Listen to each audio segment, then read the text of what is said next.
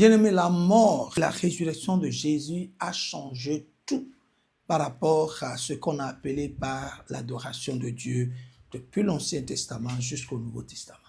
La vie avant la croix et la vie après la croix, c'est deux vies totalement différentes, bien qu'il y a un lien entre les deux, c'est-à-dire le même Dieu est servi de manière différente depuis l'Ancien jusqu'au Nouveau.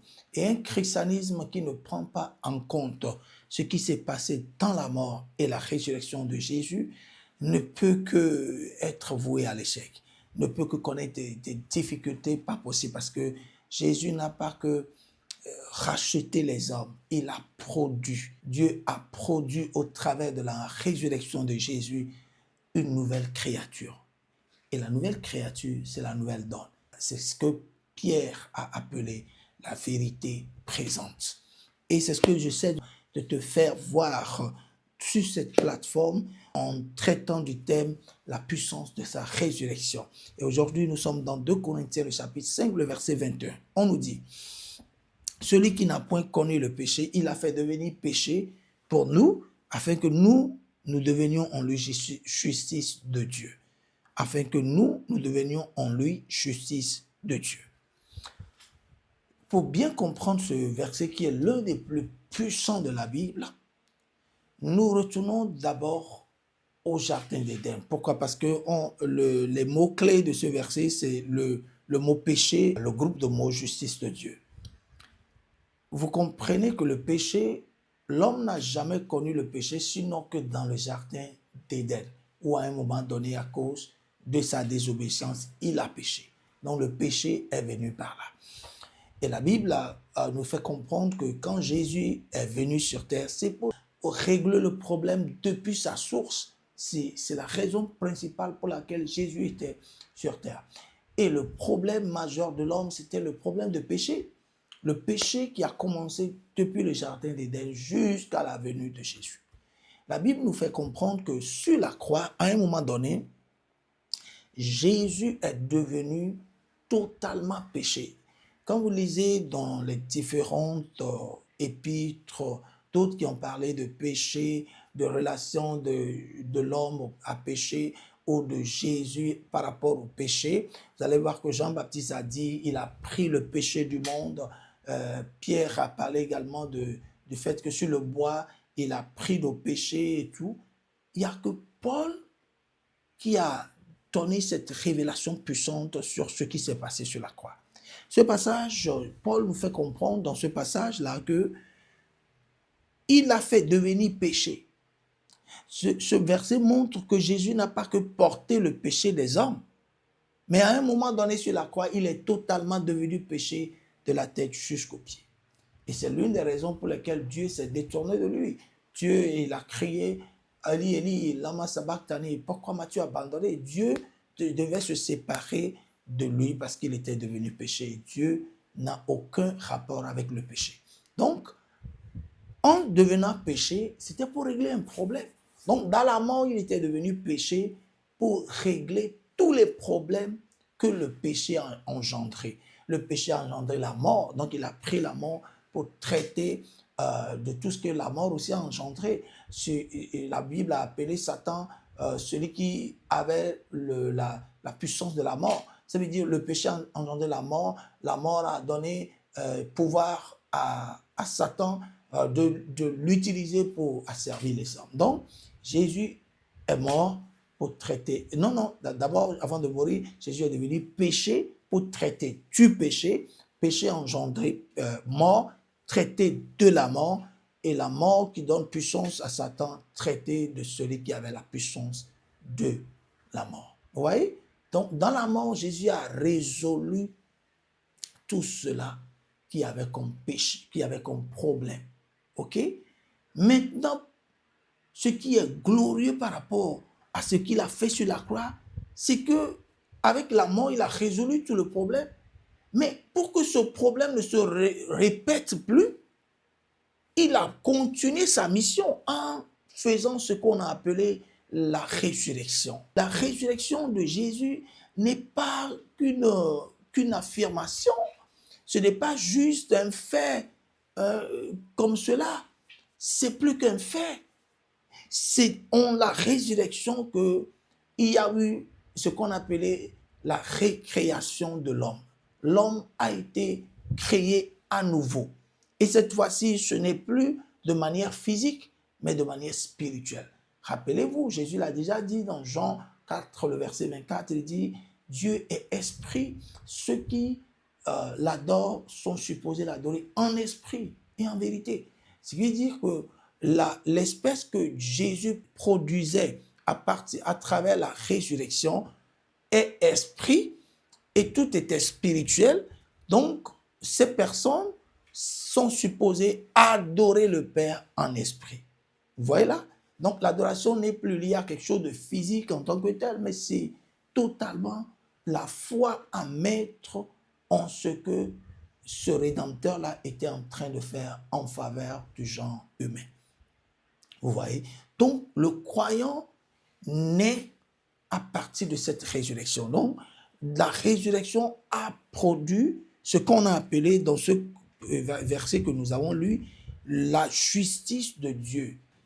Donc, il est devenu péché sur la croix jusqu'à sa mort pour traiter de tout ce qui a trait au péché et à ses conséquences. Maintenant, dans la résurrection, il a produit des espèces qui sont appelées ici justice de Dieu. Et ça, c'est lourd et c'est fort. L'une des raisons pour lesquelles le diable n'est plus le problème du croyant, ni les démons ou toute autre chose qui dérive de ces forces, c'est parce que à la base, l'homme était dans cette posture-là. Il était juste. Et parce qu'il était juste, il n'avait pas de péché en lui. Donc, le diable était dans le jardin, mais il ne pouvait rien lui faire. Il ne pouvait pas avoir accès à l'homme. Mais c'est depuis que l'homme a permis au péché d'entrer dans son environnement, c'est là où le diable a maintenant autorité sur l'homme. Mais à partir de ce que Jésus fait dans la résurrection, parce que c'est dans la résurrection que les croyants sont justifiés. C'est dans la résurrection qu'on en fait d'eux la justice de Dieu. Et parce qu'ils sont maintenant justice de Dieu, ça veut dire quoi? Ça veut dire que ces personnes-là sont comme Adam était avant le péché. Et le glorieux, la partie glorieuse de cela, c'est qu'ils n'étaient pas comme Adam était. Ils sont maintenant comme Jésus est. Et Jésus était plus élevé qu'Adam. Jésus, c'est la plénitude de la divinité, ce que Adam n'était pas. Jésus, c'est fils de Dieu, c'est-à-dire quelqu'un qui transportait, qu'il était humain, mais qui transportait la divinité en lui, la plénitude de la divinité.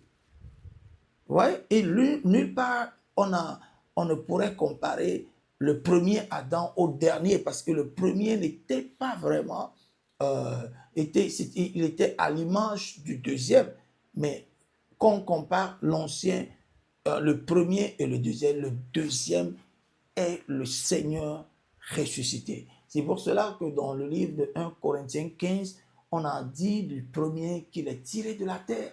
Il est humain, il est lié à la terre, limité à la terre, mais le second est du ciel.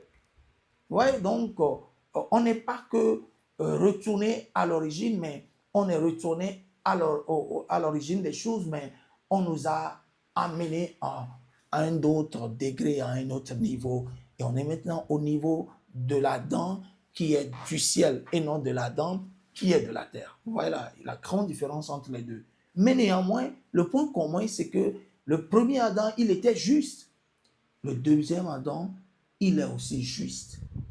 Le deuxième Adam, de qui nous sommes sortis, est aussi juste, mais il est plus que juste. Et c'est pour cela qu'on l'a décrit ici comme la personnification de la justice. Et ça en parle de nous. Les croyants deviennent la justice de Dieu. Et c'est vraiment du lourd. Parce que sur cette base, déjà en toi, tu dois te dire que si le diable arrive à encore faire des choses dans ma vie, c'est par ignorance.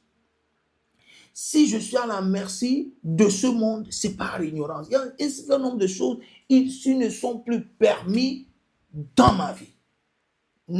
C'est des choses que je dois considérer comme, voilà, loin de ma vie. Et vous allez voir que quand vous étudiez Ésaïe 54, à partir du verset 14, la justice qui est décrite là-bas comme étant quelque chose dans laquelle les croyants sont. Et d'abord, on parlait en fait des croyants, parce que quand on parle je vous le lis rapidement, Ésaïe 54, et vous savez qu'Ésaïe 54 parle du Nouveau Testament, parle de la résurrection. 53 parle de la crucifixion. 54 parle de la résurrection. Et quand vous lisez le verset 14, vous allez voir qu'on dit tu seras établi, affermi. D'autres versions disent établi dans la justice. Vous voyez? Donc, il voulait parler de cette justice-là qui arriverait dans l'avenir. Tu serais établi dedans.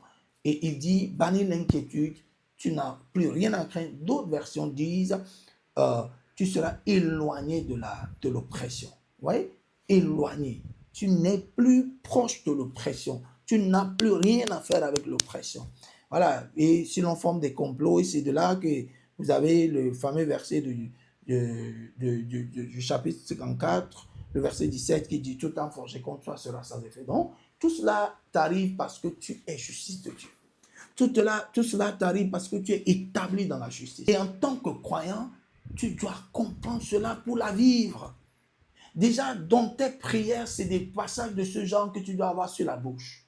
C'est des passages de ce genre que tu dois avoir au cœur. C'est ces passages-là avec lesquels tu dois renouveler ton intelligence. Puisqu'il est dit, si tu veux avoir de la transformation en tant que croyant, Romains 12, le verset 2, le seul moyen, ce n'est pas la prière, mais c'est le renouvellement de ton esprit, le renouvellement de ta pensée. C'est une chose à garder de la résurrection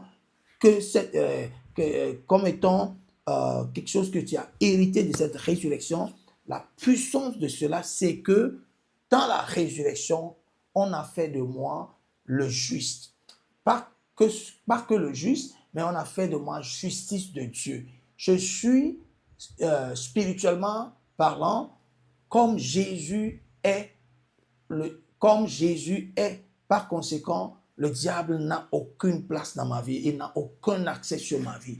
Il n'a aucunement aucune place. Ça veut dire qu'il est très éloigné de ma vie. C'est avec ce concept-là que tu dois dorénavant diriger ta vie.